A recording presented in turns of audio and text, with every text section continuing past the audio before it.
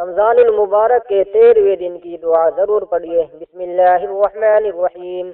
अल्लाहुम्मा तह्हिरनी फीही मिनद्दनसी वल अक़ज़ार वसब्बिरनी फीही अला काइनातिल अक़दार ववफ़्फ़िक़नी फीही लित्तक़वा वसुहबतिल अबरार बिअौनिक या क़ुर्रत ऐनिल मसाकीन।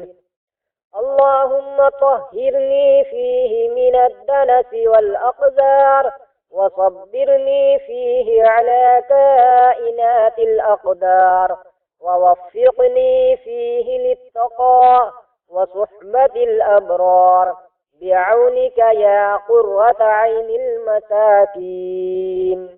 ए माबूद, आज के दिन मुझको मेल कुचेल से पाक व साफ रख।